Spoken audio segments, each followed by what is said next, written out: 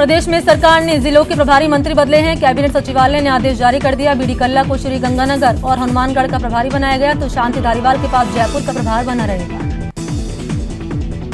सरकारी मुख्य सचेतक और उप मुख्य सचेतक को भी जिलों का प्रभार दिया गया। हाल के वर्षों में पहली बार ऐसा प्रयोग किया गया है। सरकारी मुख्य सचेतक महेश जोशी को भरतपुर का प्रभार, उप मुख्य सचेतक महेंद्र चौधरी को सीएम के गृह जिले का जोधपुर का प्रभार दिया गया है। शिक्षा मंत्री गोविंद सिंह डोटासरा को बीकानेर का प्रभारी बनाया गया है, जबकि रघु शर्मा को भीलवाड़ा की जिम्मेदारी दी गई। वहीं परिवहन मंत्री प्रताप सिंह खाचरियावास को उदयपुर का प्रभार दिया गया है। भंवर सिंह भाटी को चूरू का प्रभारी मंत्री बनाया गया तो वहीं सुखराम बिश्नोई को बाड़मेर जैसलमेर की जिम्मेदारी दी गई। वहीं अशोक चांदना को करौली दौसा का प्रभारी बनाया गया है। बिहार विधानसभा चुनाव से पहले प्रधानमंत्री मोदी ने बिहार को दूसरी किस्त की सौगात दी। पीएम ने 901 करोड़ की योजनाओं की शुरुआत की। बांका और हरिसिद्धि में एलपीजी प्लांट की शुरुआत की। इस मौके पर पीएम मोदी ने कहा कि नए भारत और नए बिहार की पहचान को मजबूत करना है। बिहार के विकास में नीतीश की अहम भूमिका है। साथ ही पीएम मोदी ने कहा कि बिहार में सामर्थ्य की कमी नहीं है। राजनीतिक कारणों से बिहार अब तक पीछे है। पूर्व केंद्रीय मंत्री रघुवंश प्रसाद सिंह का दिल्ली एम्स में आज निधन हो गया। तबियत खराब होने के बाद उन्हें एम्स में भर्ती कराया गया था। रघुवंश प्रसाद सिंह एम्स के आईसीयू वार्ड में भर्ती थे। 2 दिन पहले उनकी हालत बिगड़ गई थी। सांस लेने में परेशानी होने के चलते उन्हें वेंटिलेटर पर रखा गया था। प्रधानमंत्री नरेंद्र मोदी ने आरजेडी के वरिष्ठ नेता रघुवंश प्रसाद सिंह के निधन पर गहरा शोक व्यक्त किया। पीएम मोदी ने कहा कि बिहार के दिग्गज नेता रघुवंश प्रसाद सिंह हमारे बीच नहीं है, मैं उन्हें नमन करता हूं। पूर्व केंद्रीय मंत्री रघुवंश प्रसाद सिंह के निधन पर रक्षा मंत्री राजनाथ सिंह, आरजेडी सुप्रीमो लालू यादव ने शोक व्यक्त किया। कांग्रेस नेता राहुल गांधी ने भी रघुवंश प्रसाद सिंह के निधन पर शोक जताया। ट्वीट कर राहुल गांधी ने श्रद्धांजलि दी। केंद्रीय गृह मंत्री अमित शाह शनिवार देर रात दोबारा एम्स में भर्ती हुए। कोरोना से उबरने के बाद उन्हें हेल्थ से जुड़ी समस्याओं से जूझना पड़ रहा है। 31 अगस्त को उन्हें एम्स से डिस्चार्ज किया गया था।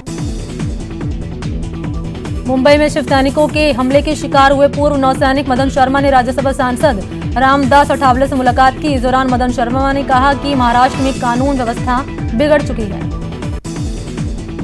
साथ ही मदन शर्मा ने कहा कि अब यहां राष्ट्रपति शासन लागू कर देना चाहिए।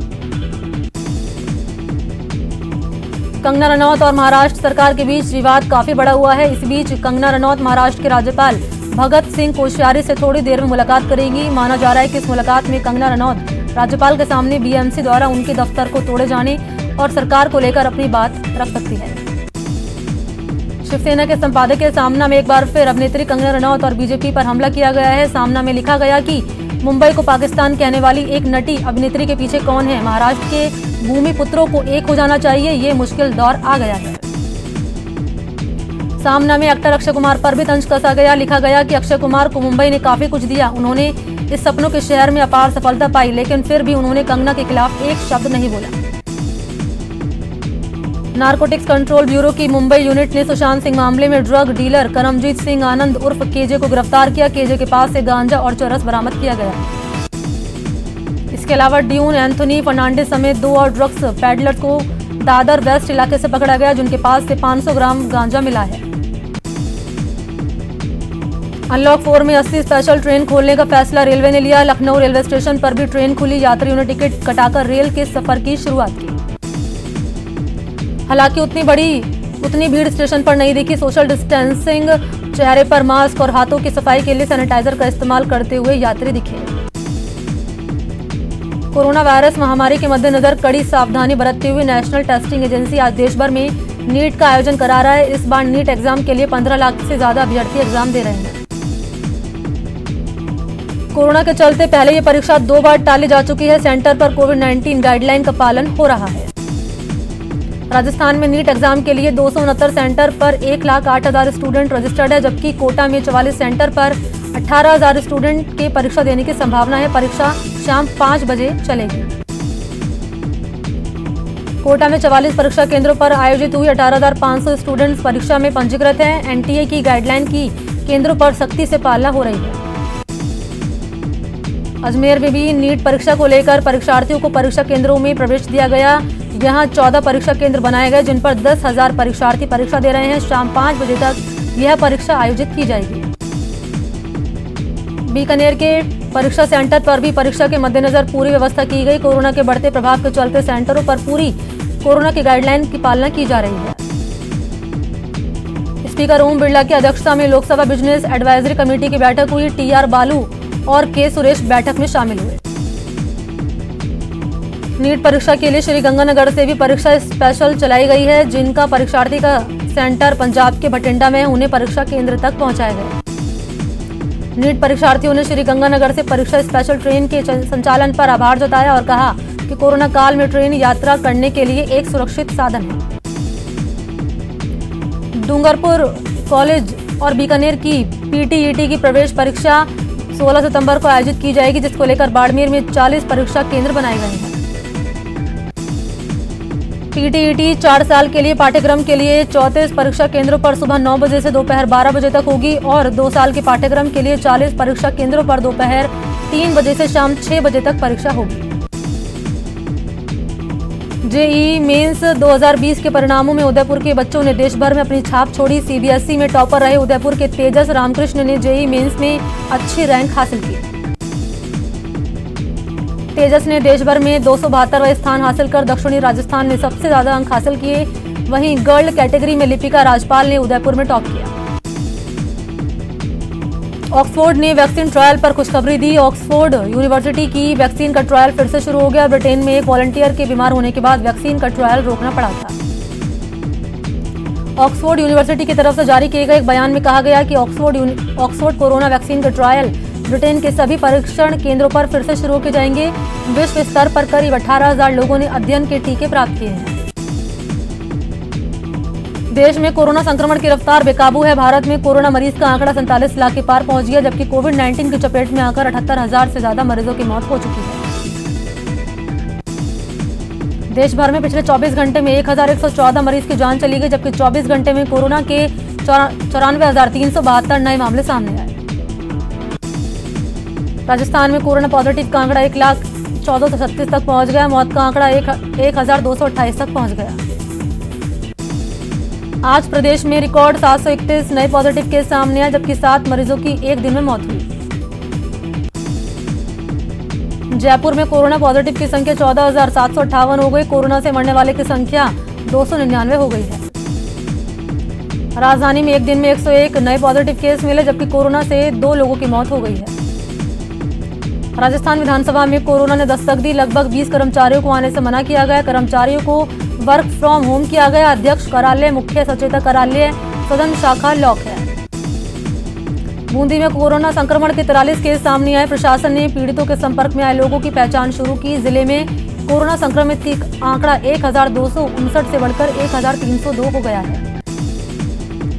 एसएमएस कंपनी की लापरवाही के चलते 3 दिनों में ही 91 कर्मचारियों के कोरोना पॉजिटिव हो गए, जिसके चलते जिला कलेक्टर ने 14 सितंबर की आधी रात तक कर्फ्यू लगा दिया है।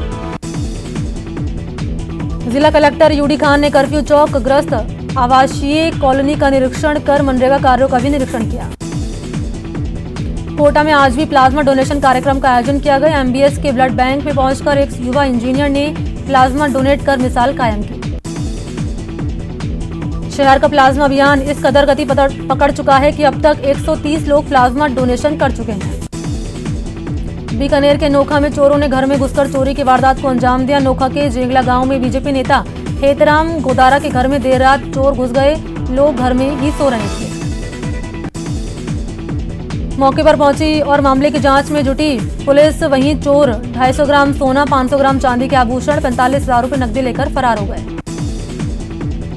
कोटा में कलयुगी बहू की करतूत को बेनकाब हुई है। बहू के अपनी सास के साथ मारपीट करने की शर्मनाक तस्वीरें सीसीटीवी में कैद हो गई है,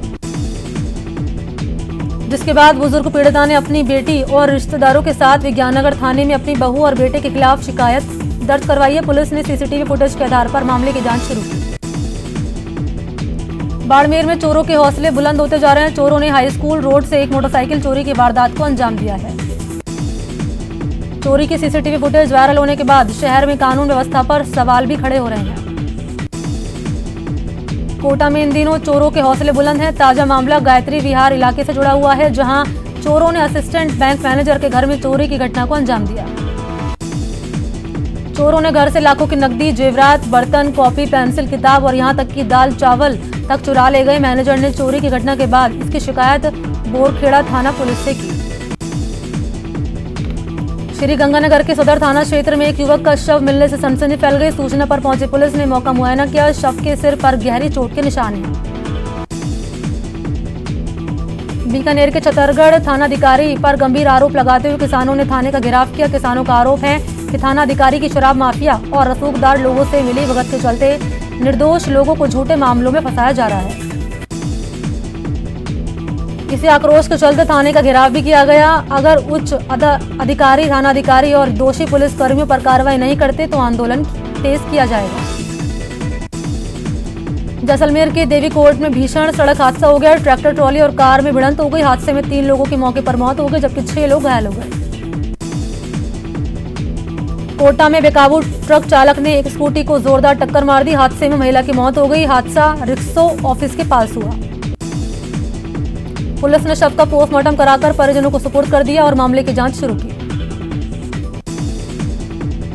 बीकानेर में बदमाशों ने रोशनी घर चौराहे के पास खड़ी एक कार को पेट्रोल डालकर जलाने की कोशिश की। पूरी घटना कार के आसपास लगी सीसीटीवी में कैद हो गई। वीडियो में आप देख सकते हैं घर का पिछला हिस्सा अचानक आग की लपटों में गिर जाता है। कार का पिछला हिस्सा पूरी तरह जल गया। वहीं सीसीटीवी में कैद फुटेज के आधार पर पुलिस मामले की जांच कर रही है। पोखरण की ऐतिहासिक हवेलियां और जर्जर मकान इन दिनों आमजन के लिए परेशानी का कारण बने हुए हैं। मानसून की बारिश के साथ ही लोगों में जर्जर मकान को लेकर भय बना हुआ है। वहीं यहां बड़ा हादसा होते होते टल गया। दूसरी ओर नगरपालिका प्रशासन कोई कार्रवाई नहीं कर रहा। कोटा शहर में एक महिला ने किशोर सागर तालाब में कूदकर जान देने की कोशिश की, लेकिन समय रहते एक युवक ने तालाब में छलांग लगाकर महिला को जिंदा बाहर निकाल लिया। अलवर के Shri Dwarkadhish polymers private company में अचानक आग लगने से लाखों का सामान जलकर राख हो गया। सूचना के बाद पहुंची स्थानीय पुलिस और दमकल की गाड़ियों ने समय रहते आग पर काबू पा लिया, जिसकी वजह से जान माल को नुकसान नहीं हुआ। फिलहाल शॉर्ट सर्किट के चलते कारणों की तलाश की जा रही है। अलवर के नजदीक अरावली की पहाड़ियों में हाथी कुंड में वर्षा का पानी भरा हुआ है और बड़ी संख्या में छोटे बच्चे जान जोखिम में डालकर स्नान कर रहे हैं, जिससे कोई भी बड़ा हादसा हो सकता है। भारतीय सेना ने चयनित होने के बाद ट्रेनिंग कर अपने गांव लौटे एक जवान का ग्रामीणों ने जोरदार स्वागत किया। उदयपुर के मीनार इलाके में भरत मीनारिया जब पहली बार अपने गांव पहुंचे, परिवारजनों और ग्रामीणों ने जमकर जश्न मनाया। हरियाणा में किसानों पर लाठीचार्ज और केंद्र सरकार के कृषि संबंधी अध्यादेश के विरोध में किसानों का आंदोलन जारी है। ट्रैक्टर ट्रॉलियों पर काला झंडा लगाकर केंद्र सरकार के खिलाफ किसानों की नारेबाजी जारी है। किसानों का कहना है कि जब तक सरकार किसान विरोधी अध्यादेश पास नहीं करती तब तक उनका आंदोलन जारी रहेगा। किसान महापंचायत अध्यक्ष की मांग है कि सरकार एक राष्ट्र एक बाजार के नाम पर किसानों के साथ छलावा बंद करे। भरतपुर में करीब 4 दशक से चल रहे सिमको माध्यमिक विद्यालय को शिफ्ट करने की कार्रवाई चल रही है। स्कूल को शिफ्ट करने का कारण बिल्डिंग जर्जर होना बताया जा रहा है, जबकि कॉलोनी वासी इसे सिमको प्रशासन की चाल बता रहे हैं। कोटा के रामगंज मंडी उपखंड क्षेत्र के पीपलदा ग्राम पंचायत में पेयजल की समस्या से ग्रामीण परेशान है। एक दिन बीच कर मात्र 30 से 40 मिनट के लिए पेयजल की आपूर्ति की जा रही है, जिसकी वजह से ग्राम पंचायत के अंतर्गत आने वाले गांव के ग्रामीणों में आक्रोश है। सार्वजनिक नलों पर कम समय के लिए आपूर्ति की जाती है, जिसकी वजह से नल के पास लोगों की लाइन लग जाती है। करौली में बोरवेल में लीकेज के चलते हजारों लीटर पानी पेयजल रोज व्यर्थ हो रहा है, जबकि लीकेज के चलते शहरवासियों को कम दबाव पर आपूर्ति होने के चलते पेयजल संकट का सामना करना पड़ रहा है। नगर परिषद और जलदाय विभाग को बार बार शिकायत देने के बाद भी आमजन की समस्याओं का समाधान नहीं हो रहा, जिसके चलते शहरवासियों में आक्रोश व्याप्त है।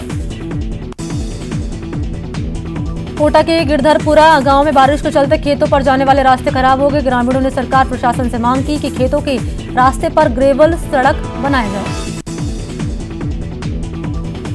गिरधरपुरा गांव मुकुंदरा टाइगर रिजर्व के अंदर बना हुआ है, जो कि विस्थापन होने वाले गांव की सूची में शामिल है। किसानों का कहना है कि खेतों पर नहीं जाने से फसलों को जंगली जानवर चट कर जाते हैं।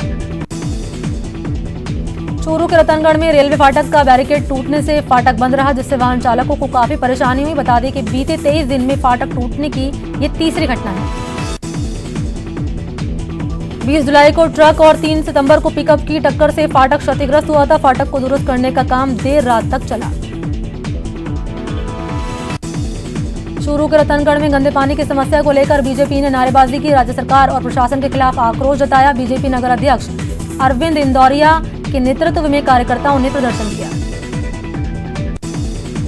अरविंद इंदौरिया ने बताया कि लंबे समय से परमाणा ताल के पास चूरू रोड पर गंदा पानी जमा है, लेकिन प्रशासन की तरफ से कोई ध्यान नहीं दिया जा रहा। ऐसे में वाहन चालकों के साथ स्थानीय लोग भी खासा परेशान हो रहे हैं। उदयपुर बांसवाड़ा राजमार्ग के डाल तिराहा क्षेत्र में करोड़ों रुपए की बनी सड़क का बुरा हाल है। सड़क पर नालियों का पानी बह रहा है, जिससे सड़कों की करोड़ों की सड़क गड्ढों में तब्दील हो चुकी है। भरतपुर के खिड़नी घाट पर एक धर्मशाला में जेसीआई सखी की ओर से रक्तदान शिविर का आयोजन किया गया। शिविर में महिलाओं ने बढ़ चढ़कर हिस्सा लिया और करीब 40 यूनिट रक्तदान कर मानवता का फर्ज निभाया। अलवर के सरिस्का जंगल के आसपास और अरावली की पहाड़ियों में बसे गांव में आज भी मोबाइल का नेटवर्क मिलना एक सपना है, लेकिन इन गांवों में किसी भी कंपनी का नेटवर्क काम नहीं करता। फोन पर बात करने के लिए गांव के लोगों को गांव से बाहर जाना पड़ता है, यहाँ फिर पेड़ पर चढ़ना पड़ता है। इन गांवों के बच्चों को भी ऑनलाइन पढ़ाई में दिक्कतों का सामना करना पड़ता है। अलवर में प्याज के दामों में बढ़ोतरी होने के बाद किसानों को प्याज के अच्छे दाम रहने की उम्मीद बढ़ गई है, जिसके चलते अलवर जिले में प्याज की बुआई में बढ़ोतरी हुई। जिले में किसान अब पछेती प्याज की बुआई करने में जुट गए हैं। लोकसभा स्पीकर ओम बिरला की पहल पर शुरू किए गए सुपोषित मां अभियान के सुखद परिणाम सामने आने लगे। अभियान की शुरुआती 6 महीने की पंजीकृत हुई थी। लगभग 60 से 70% महिलाओं के स्वास्थ्य में सुधार दर्ज किया जा रहा है। कोटा में आज सामाजिक संस्थाओं ने चंबल नदी सफाई अभियान के तहत भीतरिया कुंड महादेव मंदिर पार्क परिसर की सफाई की। जिले में चंबल नदी सफाई अभियान का कारवा लगातार बढ़ता जा रहा है। कोरोना से हो रही मौत के बाद मृतकों की आत्माओं की शांति के लिए अजमेर व्यापारी महासंघ ने शांति यज्ञ कराया। व्यापारी महासंघ की ओर से आर्य समाज परिसर में विधि विधान से यज्ञ में आहुतियां दी गई। उदयपुर के जावर माइंस थाना क्षेत्र में जावर माता जी के प्राचीन मंदिर में एक शाम जावर माता जी के नाम आयोजित हुई। इस दौरान संतों महंतों ने अपने भजनों की प्रस्तुति दी। भारी संख्या में आए लोगों ने माता जी के दर्शन किए और भव्य जागरण का आनंद लिया।